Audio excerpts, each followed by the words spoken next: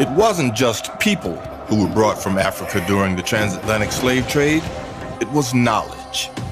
Knowledge that helped give birth to the world we live in, without most of us knowing anything about it. Africa's contribution to world culture has been pretty much ignored.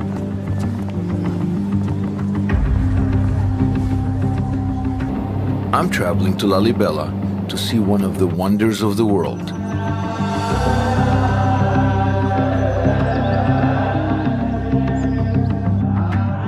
It's an 800-year-old Orthodox church carved into the ground out of a single piece of rock.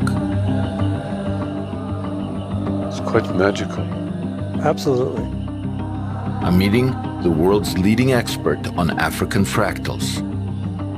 So tell me about fractals. What are fractals? Fractals are just the simplest thing in the world. So it's simply a pattern that repeats itself at different scales. So when you're looking at a building like this, you're seeing the crosses on top, big, medium, small. Right, you've got the cross within crosses on the roof. At the very center, there's a sort of X form. You can think of that as the self-reproducing heart of the fractal, where the thing emanates from. If you look down into the interior here, you can see that the ripples of that cross continue from the base of the church. This is really a geometric theme that occurs again and again and again in these African structures. This is a different way of looking at the world than Westerners are used to. Yes, that's right. Nature has this fractal geometry. It has this self-similar geometry to it. A tree, for example, you have a branch, and then that branch can have branches, and those branches can have branches. Clouds, so clouds are puffs of puffs. You see that in mountains? Peaks of peaks of peaks. Snowflakes. Yes, exactly. So you have this fractal scaling in nature.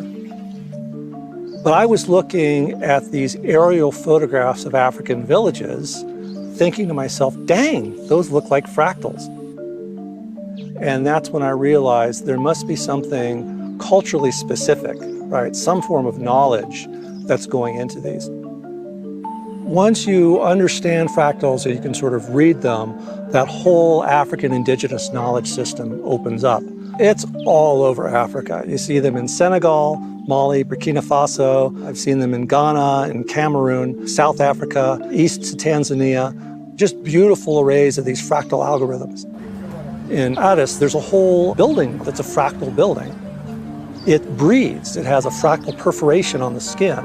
And so they've massively cut the need for air conditioning. And it took the West a long time to recognize these patterns.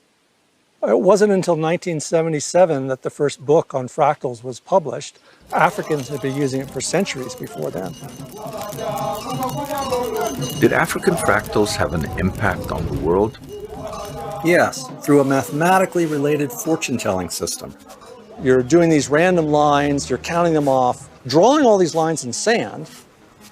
If there's an even number, you put down 2 strokes. If there's an odd number, you put down 1 stroke. And when I went to these folks and asked them if they could tell me more about it, they said, no, this is a secret, I can't tell. So I had to go through the initiation ritual to become a Bamana divination priest.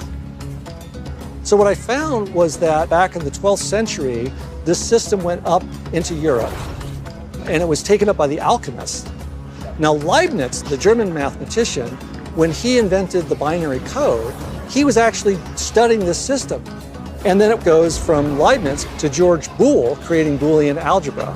Boolean algebra gets turned into hardware by John von Neumann. That's the birth of the digital computer. So all those little ones and zeros running around in all of our digital circuits really start with that African origin. There are 2 different paths that you can take in mathematics. One is to think about how to impose order from the top down.